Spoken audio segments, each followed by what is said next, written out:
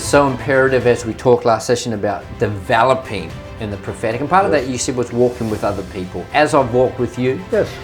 So how important is it to be discipled, not just to develop? See, develop, you can just, you generate it, but discipled is this walking with someone who has the right to maybe redirect. And how important is that when it comes to the prophetic? It's critical. Discipleship. It's critical, Steve, because whereas the prophetic has enormous potential, incredible potential to enlighten God's people, to inspire God's people, to confirm the will of God in people's lives. Because the church today has come alive to the move of the prophetic. Yes. There's a growing sense of credibility and importance laid upon the prophetic gift and the prophetic function.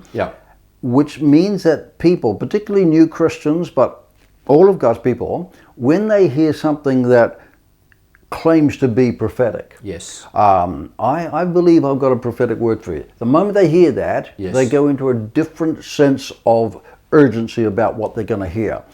So the prophetic utterance, regardless of the form that it's in, has enormous power to create something in the person that's listening. Very good. Our words are creative. Yes. And so that's why when it comes to the responsibility of the prophetic gift, we've got to take it very seriously, because what comes off my lips can inspire and encourage, or it can damage. And sometimes even what I receive is good, but the way in which I communicate it can bring damage. So there's a great need for discipleship in even the communication, not just the content. Absolutely. The way we say it, the what our body language is, and what we communicate. You see, we're all the product of our past. And if we've had a very difficult past, a very abused past, but now we're in recovery ourselves, we can be oversensitive. We can be, what we're saying can come through the pain of our own hurt. And so it is incredibly important, not only for the encouragement of the gift, the stimulation of the gift, but also for the adjustment of the gift. That's a real key word, isn't it? And it's not a bad word. No. People have taken it as a bad word, almost like, how dare you adjust me? I welcome that from you, because I don't want to fight for my rights. I actually want the best. I want the best for the other person. That's it. And I liken it to being a coach. Having a coach. They say for everybody that wins a gold medal at the Olympics, there's another 1,000 people out there somewhere where there's much raw talent, but it's not the degree of talent, it's the coaching of that talent that's made the difference. And so I believe you can tell today people that have just been a lone gunslinger and developed their own gift, there's an insensitivity about them. There's a scary. I remember one pastor saying to me, David, what I love about your ministry is that there's no blood left on the floor. Very and I said, what do you mean? He says, well, we don't have 6 weeks of pastoral care because you've been there. And he said, some prophets are like having a grenade in their mouth with the pin pulled. They're just waiting for it. And so sorry, I've got almost off the point, but my friends, discipling is not a restriction of your gift. Come on. Discipling is what harnesses your gift and brings it into its greater potential.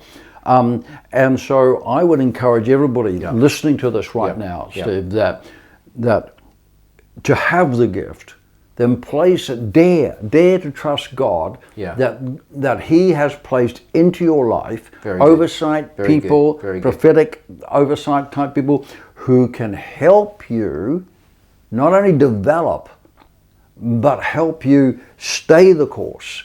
And a year from now, and 10 years from now, people will be drinking from the well of life coming out of you because you are willing to be harnessed.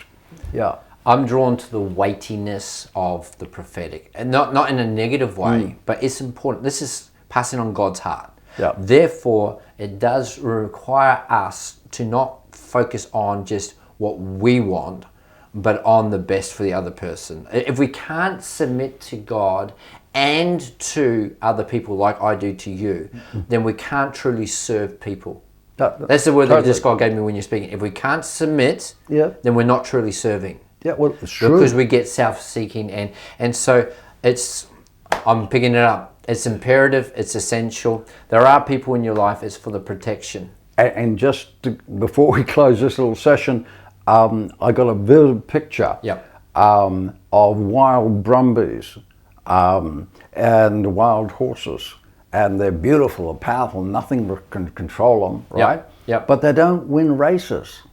Very good. That is a great picture. You can get one of these magnificent looking stallions from off the hill and stick it on the racetrack and it'll go mayhem. Because but everybody sits back and the amazing things that one of those horses can become because it's got a harness on it. That's amazing, Dad. It's been trained, it's developed. You need training and development.